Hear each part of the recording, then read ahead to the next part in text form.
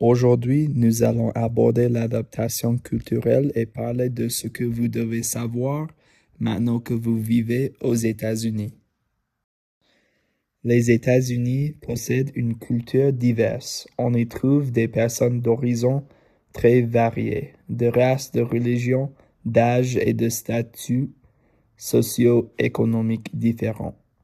Vous venez peut-être d'un pays plus ou moins diversifié.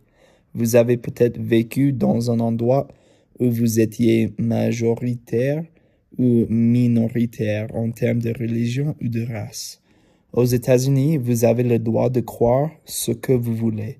Votre religion, vos opinions politiques, votre orientation sexuelle, votre genre et votre race sont tous protégés contre la discrimination par la loi américaine. Lorsque vous irez à l'école, au travail, et que vous rencontrerez davantage de membres de votre communauté, soyez ouvert à l'apprentissage et au partage de votre propre culture. Vous rencontrerez de nombreuses personnes qui ont des croyances ou des opinions différentes des vôtres. Soyez respectueux envers elles, tout comme vous aimeriez être respecté pour votre propre culture et vos propres croyances. L'adaptation culturelle est le processus d'apprentissage et de compréhension d'une nouvelle culture et de la manière dont on y vit. Ce processus peut être très long. Il existe 3 phases d'adaptation culturelle. La première est la phase de lune de miel, où tout semble nouveau et passionnant. Vous êtes impatient de découvrir votre nouvelle culture et votre nouvelle communauté. La deuxième est la phase de choc culturel. Vous pouvez vous sentir dépassé et stressé par les différences de la culture américaine qui vous sont étrangères et remettent en question vos traditions. Cette étape peut être effrayante et difficile à traverser. Nous sommes là pour vous accompagner dans votre adaptation et votre apprentissage.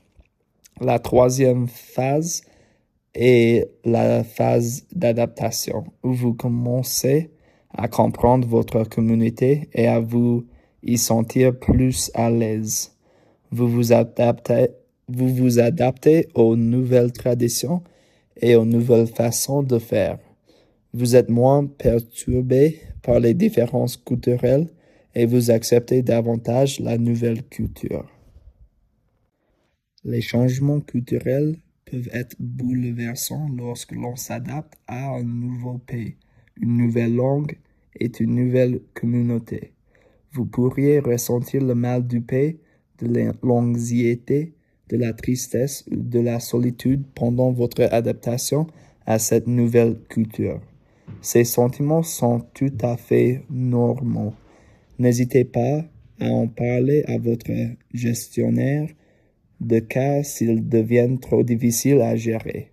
Veuillez demander de l'aide si vous vous sentez stressé. Nous pouvons discuter avec vous pour vous aider à surmonter ces difficultés. Nous pouvons également vous orienter vers des ressources, comme des thérapeutes si vous avez besoin d'un soutien supplémentaire. Aux États-Unis, de nombreuses personnes ont recours à la thérapie par la parole pour gérer leurs difficultés émotionnelles et mentales, comme le stress ou la dépression. Des options gratuites ou à faible coût sont disponibles si vous en avez besoin.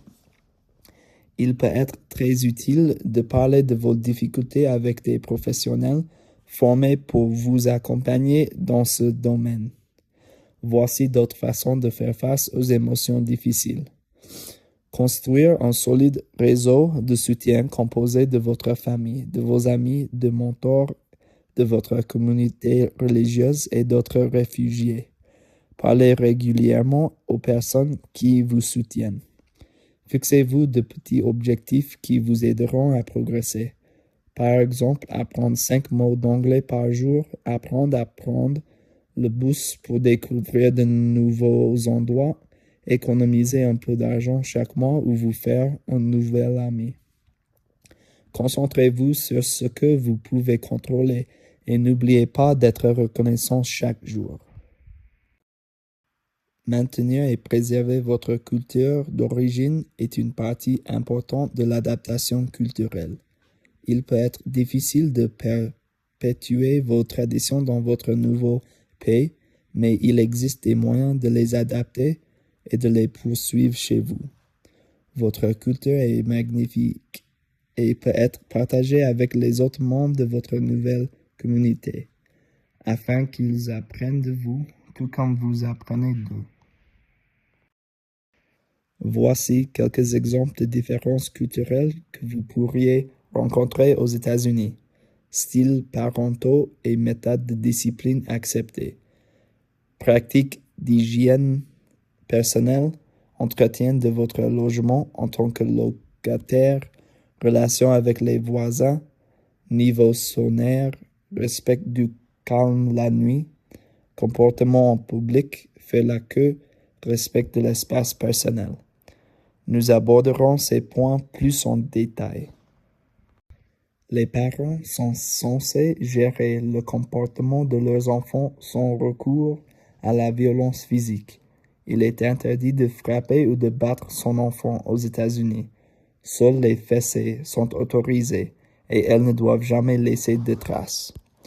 Les États-Unis disposent d'un programme appelé CPS, Child Protective Services, qui peut intervenir si vous êtes accusé de maltraiter votre enfant. Un travailleur social vous sera affecté et les services de protection de l'enfance ont le droit de placer vos enfants dans une autre famille s'ils estiment qu'ils ne sont pas en sécurité avec vous. Vous avez le droit d'élever vos enfants selon vos croyances et vos traditions, mais vous n'avez pas le droit de les battre, ni de leur faire du mal de quelque manière que ce soit. Vous ne pouvez pas non plus les priver de nourriture, de vêtements propres ou d'autres besoins essentiels. Vous êtes censé guider et corriger le comportement de vos enfants. Ne les laissez pas endommager ou casser des objets chez vous ou en public. Aidez-les à apprendre à se comporter poliment afin qu'ils puissent bien interagir avec les autres. Enseignez-leur les limites personnelles et les normes sociales, comme ne pas toucher les autres sans permission et ne pas crier. Soyez prudent lorsque vous laissez vos enfants seuls à la maison. Ne le faites pas tant que vous n'êtes pas certain que votre enfant est suffisamment mature pour être en sécurité seul. Ne laissez pas vos enfants seuls pendant de longues périodes. S'ils jouent dehors, sans surveillance, assurez-vous de les surveiller régulièrement.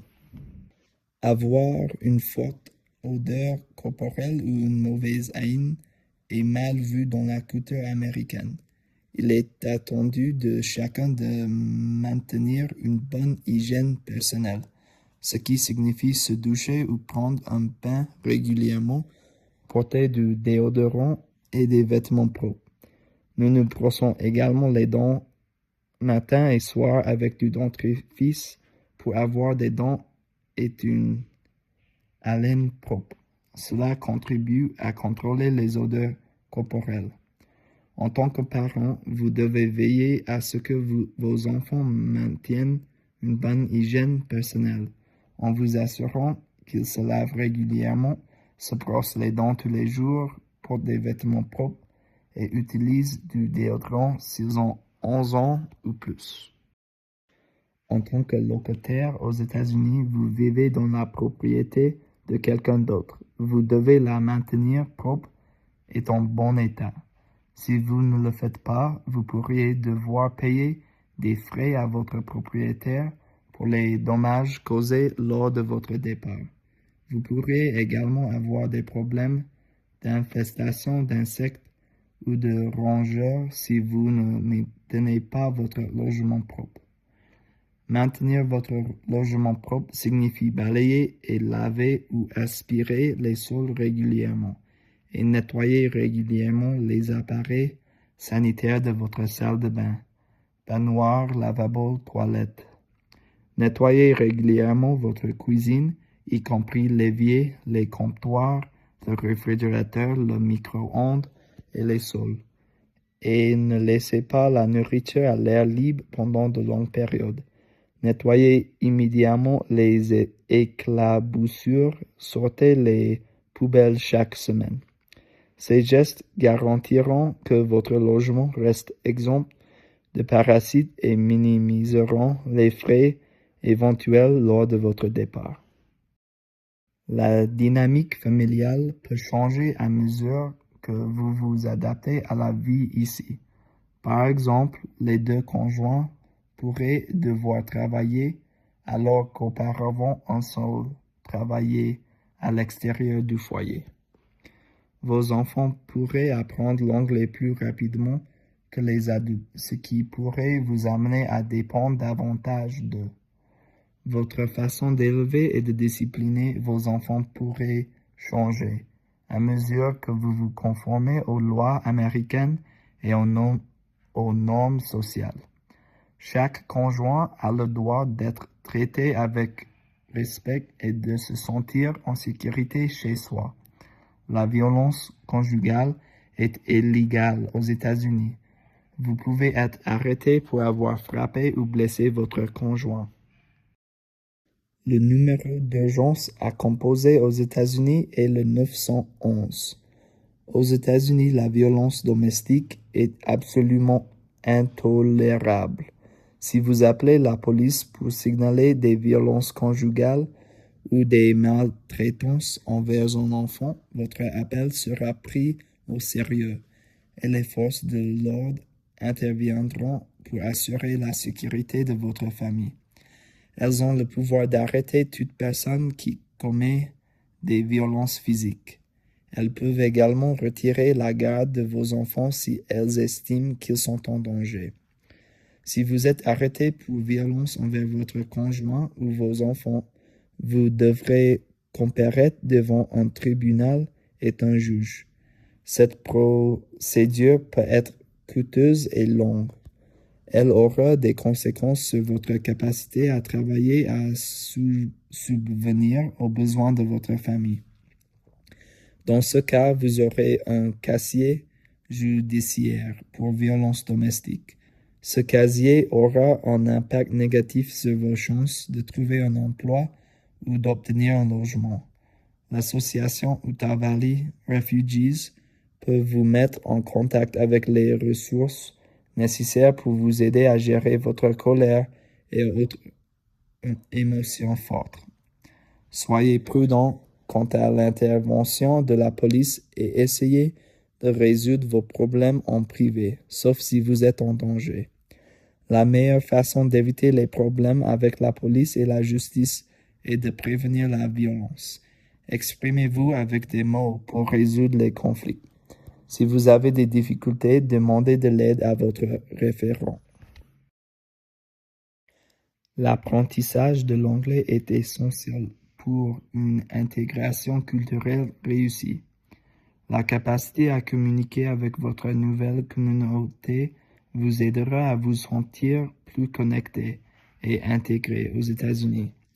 De plus, apprendre l'anglais vous permettra d'accéder à de meilleures opportunités d'emploi et de formation.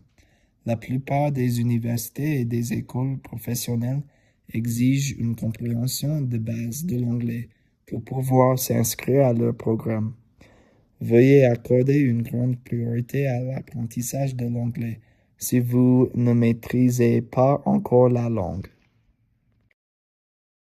Nous sommes là pour vous accompagner dans votre adaptation à la vie aux États-Unis. Ce processus peut être long, mais vous y arriverez. On vous aime.